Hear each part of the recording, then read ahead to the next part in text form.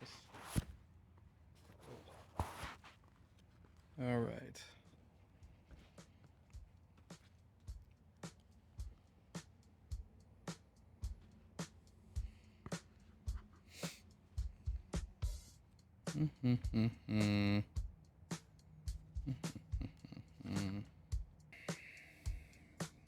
Being creative is a lot like running. Alright, go hard.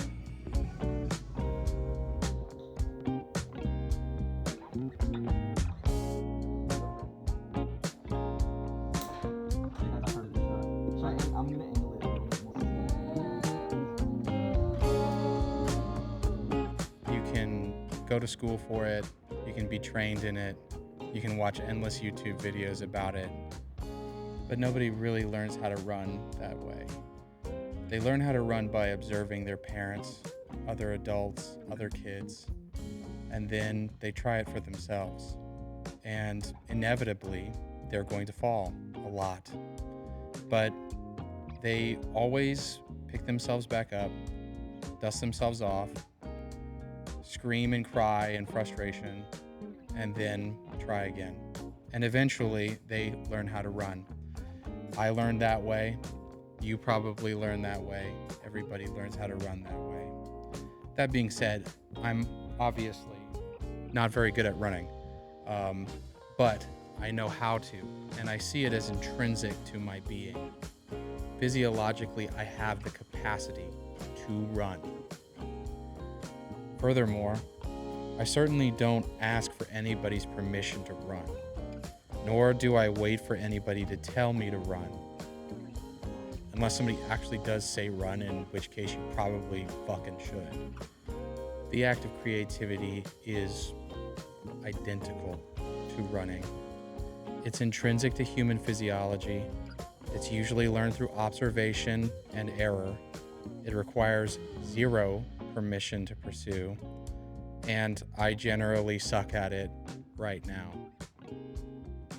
Today I'll be working with some creative friends of mine in the studio in order to observe them and their creativity. And I have a few questions that I've prepared for them as well. So we'll see if they're willing to answer. So shoot went great, and the footage looks awesome. That being said, this video has become far too long. We are sitting at just about 25 minutes and 20 seconds. And so I'm going to cut this into a couple of different videos. I think I'm going to just do two parts here. One is going to be me talking about my take on things and preparing for this shoot. And then the second one, which is probably going to be noticeably shorter, is going to be Noah and June and their take on these questions.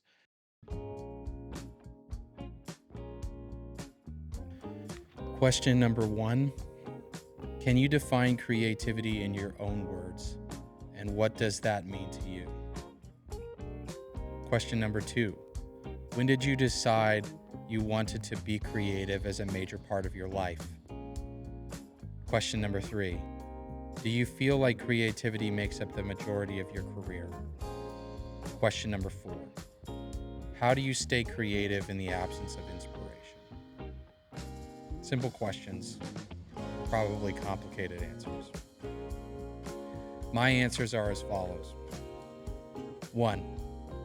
Creativity is simply the act of creating something, tangible or intangible, that provides value to anyone, especially you. Question number 2. I decided very early on in my life that I wanted to be creative, as young as 12 or 13. And I knew that film was what I wanted to do. I kind of lost track of those passions for a long time until my mid-20s. For context, I'm 33 now. So I didn't get started until much later. And I bet a lot of you who will be watching, if this video reaches anybody, is probably much younger than I am, much younger than I was. And this is mostly for you, really, because this is a video that I would have valued had I seen it when I was 18. That is, in my opinion, the core of what being creative is, right? It's seeing a problem or seeing an opportunity for improvement and then making something that provides value. And this is why being creative is intrinsic to the human experience, because that's the whole point of any of it, right? We wouldn't need jobs if there weren't problems. So creativity is innate to your being. It's innate to my being. It's innate to everybody's being that has ever lived. And you can get so good at it that you can make a living off of it. And that's what this channel is for. God, now that I'm done being melodramatic. Pro tip: these paper backdrops are made by Savage, and only Savage can survive what I'm about to do to it right now.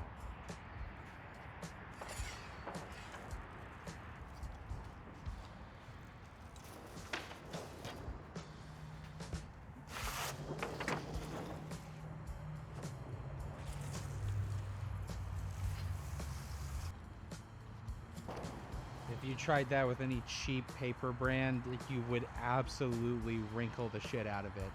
And I don't recommend that you ever do that. Always have somebody to pull it out, because you don't want to wrinkle your paper.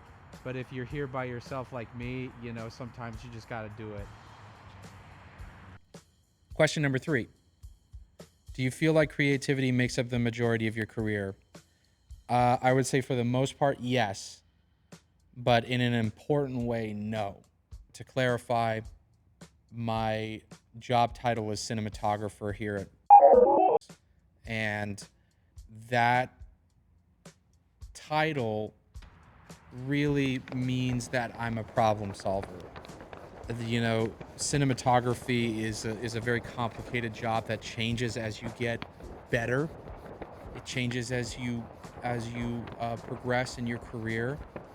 And it really goes from being very technical, heavy, like, you know, a technician slash artist, to mostly an artist as you get better, and as you prove your taste to others, be they directors or producers or whatever.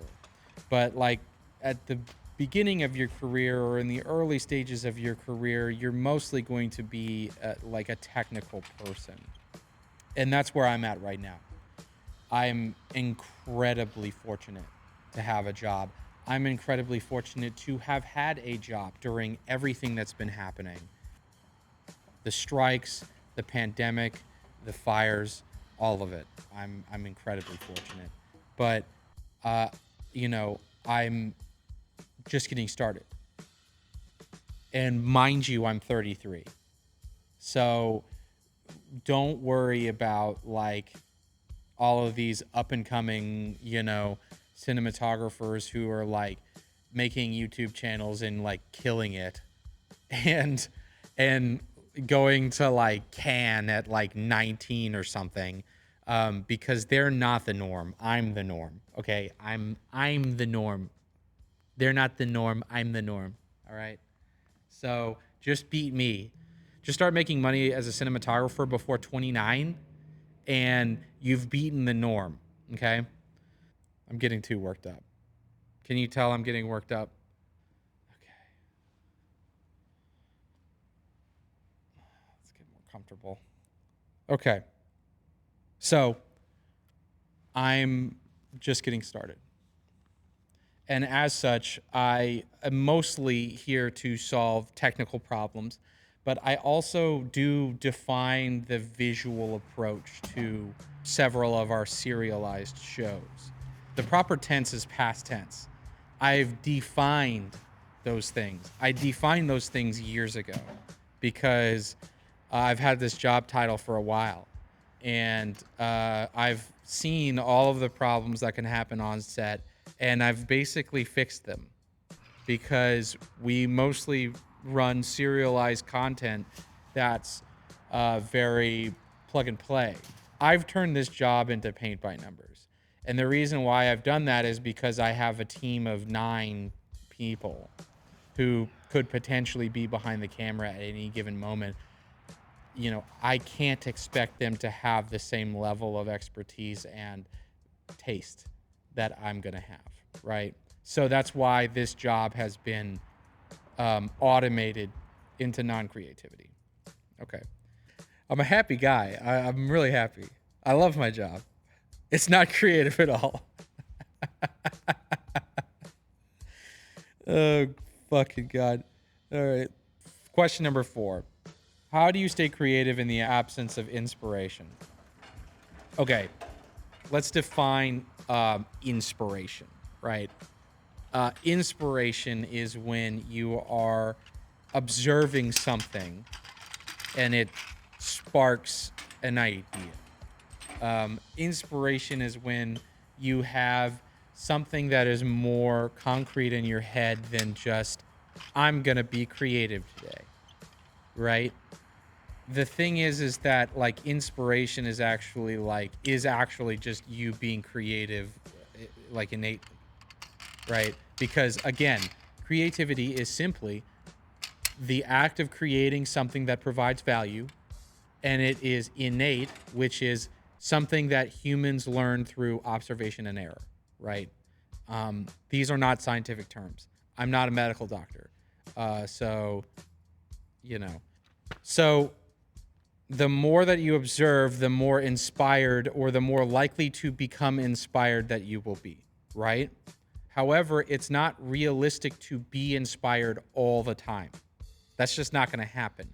That would be a wonderful, magical life if you were just constantly inspired and you were making tons of shit that was gas. And, you know, I guess you would be, I don't know, you can't even say Kendrick Lamar is at that level because he only puts out an album every few years. But then he gets into this beef and suddenly he's putting out music like crazy. And it's because he's inspired, right? Like the human capacity for work is extremely high, but human creativity is fleeting. But that being said, I think that at a certain level, you can use discipline in order to incite inspiration, if that makes any sense. Brandon Sanderson is an author who is very famous for this, where he has a incredible work ethic, and that's sparked by forcing himself to sit down until he hits some sort of quota. I'm paraphrasing very severely here because I've never actually read any of Brandon Sanderson's books, but I know of him because of his discipline. You can incite creativity and, to a lesser degree, inspiration by forcing yourself into a space where you need to be creative, right? And the best way to do that is to remove distractions like your phone, and then sitting yourself down and just giving yourself like a goal. This script took 2.5 hours to come up with. It is about 2 pages. And that's because last night I was not inspired. The physical act of writing this out took 5 minutes. The act of creating the idea took 3 hours. And in this process, I ideated 1, 2, 3, 4, 5, 6, 7 different videos. And this is the one that I stuck to. This is creativity at its worst, right? This image might look very good. My editing might be like fun and engaging, and maybe even the content of what I'm talking about is supremely meaningful to you, which is my hope, because that's why I do this, right? I'm engaging in this creativity in order to provide value for myself first, and then to you. It's all very simple. I've spent my career behind the camera shooting other people's stuff. I've never really sat in front of the camera shooting my own things. So I hope that this is the first of many. And I hope that years down the line, I can look back at this video and kind of cringe because it's terrible. Because being creative is like running, right? It's an intrinsic thing that everybody is allowed to do without asking for permission. And I really fucking suck at it right now. So here we are, learning how to run.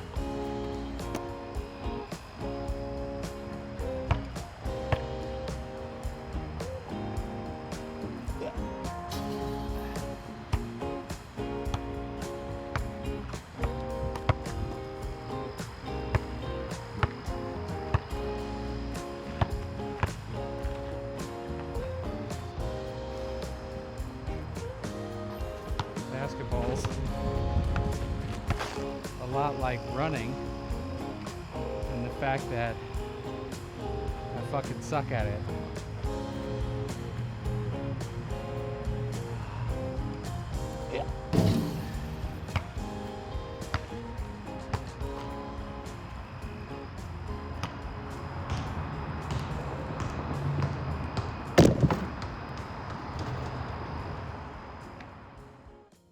Okay. Let's shoot some BTS.